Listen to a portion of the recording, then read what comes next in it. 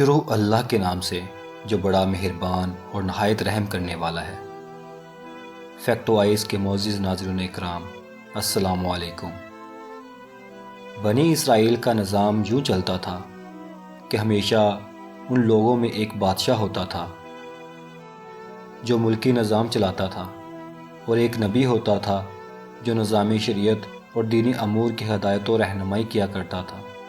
اور یوں دستور چلا آتا تھا کہ بادشاہی یہود ابن یعقوب علیہ السلام کے خاندان میں رہتی تھی، اور نبوت لاوی بن یعقوب علیہ السلام کے خاندان کا تر امتیاز تھا۔ حضرت شمویل علیہ السلام جب نبوت سے سرفراز کیے گئے تو ان کے زمانے میں کوئی بادشاہ نہیں تھا، تو بنی اسرائیل نے آپ سے درخواست کی کہ آپ کسی کو ہمارا بادشاہ بنا دیجئے۔ تو آپ نے حکم خداوندی کے مطابق طالوت کو بادشاہ بنا دیا، جو بنی اسرائیل میں سب سے زیادہ طاقتور اور سب سے بڑا عالم تھا، لیکن بہت ہی غریب اور مفلس تھا۔ چمڑا پکا کر یا بکریوں کی چرواہی کر کے زندگی بسر کرتا تھا۔ اس پر بنی اسرائیل کو اعتراض ہوا کہ طالوت شاہی خاندان سے نہیں ہے، لہٰذا یہ کیوں کر اور کیسے ہمارا بادشاہ ہو سکتا ہے؟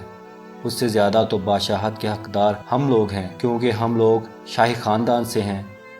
پھر طالوت کے پاس کچھ زیادہ مال بھی نہیں ہے۔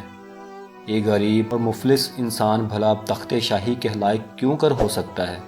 بنی اسرائیل کے ان اعتراض کا جواب دیتے ہوئے حضرت شمویل علیہ السلام نے یہ تقریر فرمایا اسے اللہ نے تم پر چن لیا اور اسے علم اور جسم میں کشادگی زیادہ دی، اور اللہ اپنا ملک جسے چاہے دے، اور اللہ وسعت والا علم والا ہے۔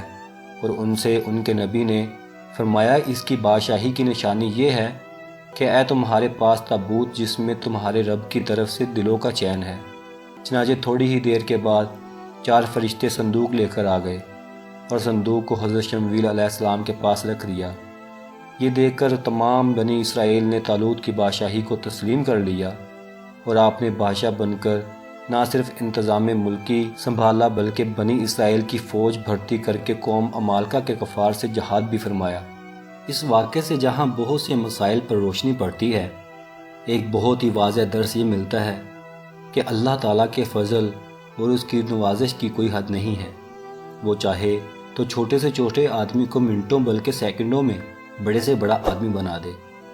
دیکھ لو حضرت طالوت ایک بہت ہی کم درجے کے آدمی تھے، اور اتنے مفلس تھے کہ یا تو دبگر تھے جو چمڑے کو دبا کر دیکھ کر اپنی روزی حاصل کرتے تھے، یا بکریاں چرا کر اس کی اجرت سے گزر بسر کرتے تھے، مگر لمحہ بھر میں اللہ تعالیٰ نے انہیں صاحب تخت و تاج بنا کر بادشاہ بنا دیا۔ اس واقعے سے اور قرآن مجید کی عبارت سے معلوم ہوا کہ جسمانی توانائی اور علم کی وسعت بادشاہی کے لیے مالداری سے زیادہ ضروری ہے، کیونکہ بغیر جسمانی طاقت اور علم کے نظام ملکی کو چلانا اور سلطنت کا انتظام کرنا تقریباً محال اور ناممکن ہے۔ اس سے ظاہر ہوا کہ علم کا درجہ مال سے بہت زیادہ بلند ہے۔